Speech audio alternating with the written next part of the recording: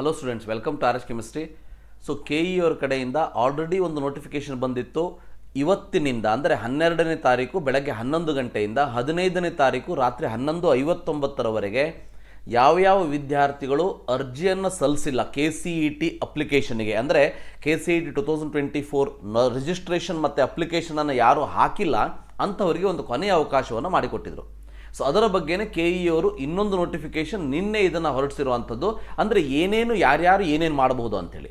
So ಇದರಲ್ಲಿ first of all ಗೊತ್ತಿರಲಿ, ಯಾವ ವಿದ್ಯಾರ್ಥಿಗಳು ನೀಟ್ಗೋಸ್ಕರ ಮಾತ್ರ ವೇಟ್ ಮಾಡ್ತಾ ಇದ್ದಾರೆ ಅಥವಾ MBBS ಅನ್ನು ಮಾತ್ರ ತಲೆಯಲ್ಲಿ ಇಟ್ಕೊಂಡಿದ್ದಾರೆ ಅಂಥವರು ಕೂಡ UGCET ಅಪ್ಲಿಕೇಶನನ್ನು ಹಾಕಬೇಕಾಗಿರೋದು ಕಂಪಲ್ಸರಿ ಆಗಿರ್ತದೆ, ಗೊತ್ತಿರಲಿ. ಸೊ ಅಂಥವರು CET ಬರೀಲೇಬೇಕು ಅನ್ನೋದು ಕಂಪಲ್ಸರಿ ಅಲ್ಲ. ನೀವು CET ಹಾಲ್ ಟಿಕೆಟ್ ಕೊಡೋ ಹಾಗೆ ಕೊಡ್ತಾರೆ, ನಿಮಗೆ ಬೇಕಂದರೆ ಹೋಗಿ ಬರೀರಿ, ಇಲ್ಲಾಂದರೆ ಬಿಟ್ಬಿಡಿ. ಆದರೆ UGCET 2024ಗೆ ಈಗ ನೀವು ಅಪ್ಲಿಕೇಶನ್ ಏನು ಹಾಕ್ತೀರಿ ಅದು ಮಾತ್ರ ಕಂಪಲ್ಸರಿ ಆಗಿರ್ತದೆ.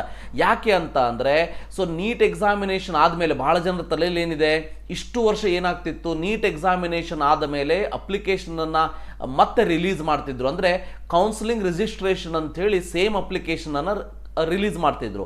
ಭಾಳ ಜನ ತಲೆಯಲ್ಲಿ ಅದೇ ಇದೆ. ಆದರೆ ಈ ವರ್ಷ ಕಂಪ್ಲೀಟಾಗಿ ಚೇಂಜ್ ಆಗಿದೆ. KE ಅವರು ಹೇಳ್ತಿರೋದು, ನೀಟ್ ಎಕ್ಸಾಮಿನೇಷನ್ ರಿಸಲ್ಟ್ ಬಂದ ಮೇಲೆ ಮತ್ತೆ ರಿಜಿಸ್ಟ್ರೇಷನ್ಗೆ ಅವಕಾಶ ಮಾಡಿಕೊಡೋದಿಲ್ಲ. ಈಗ ಕೊಡೋದಿಲ್ಲ ಅಂತ ಹೇಳಿದ್ರು ಕೂಡ ಇದು ಫಸ್ಟ್ ಟೈಮ್ ಆಗಿರೋದಕ್ಕೆ ಮುಂದೆ ಕೊಡ್ಬೋದು, ಇಲ್ಲ ಅಂತ ಏನಿಲ್ಲ. ಬಟ್ ಅದನ್ನು ನಂಬ್ಕೊಂಡು ಕೂತ್ಕೊಳ್ಳೋದಲ್ಲ.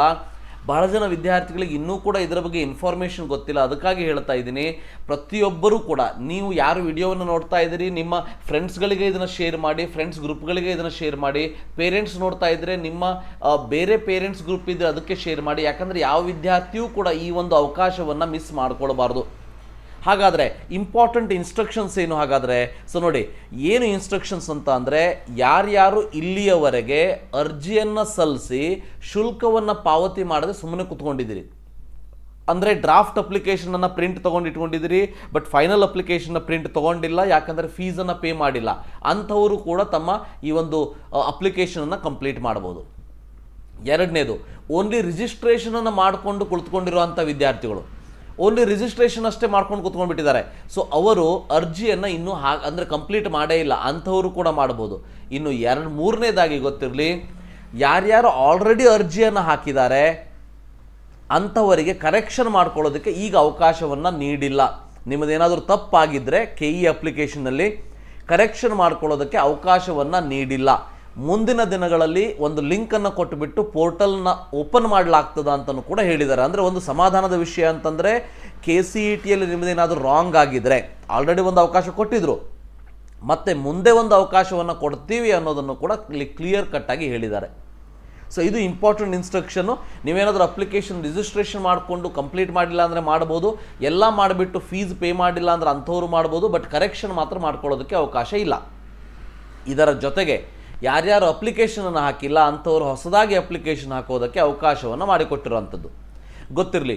ಸೊ ಅದು ವೈದ್ಯಕೀಯ ಇರ್ಬೋದು, ಅಂದರೆ MBBS ಇರ್ಬೋದು, ಡೆಂಟಲ್ ಇರ್ಬೋದು, Unani, Ayurveda, homeopathy, architecture, BPT, BPO, BSc allied health science, ಯಾವುದೇ ಕೋರ್ಸ್ ಆದರೂ ಕೂಡ ಈ ಒಂದು CET 2024ಗೆ ರಿಜಿಸ್ಟ್ರೇಷನ್ ಮಾಡ್ಕೊಳ್ಳೋದು ಕಡ್ಡಾಯವಾಗಿರ್ತದೆ, ಕಂಪಲ್ಸರಿ ಆಗಿರ್ತದೆ. ಮುಂದೆ ಬರುವಂಥ ದಿನಗಳಲ್ಲಿ ಈ ಒಂದು ಅಪ್ಲಿಕೇಶನನ್ನು ಹಾಕೋದಕ್ಕೆ ಪೋರ್ಟಲನ್ನು ಲಿಂಕನ್ನು ಮತ್ತೆ ಬಿಡೋದಿಲ್ಲ ಅಂಥೇಳಿ ಪದೇ ಪದೇ KE ಅವರು ಹೇಳ್ತಾ ಇದ್ದಾರೆ.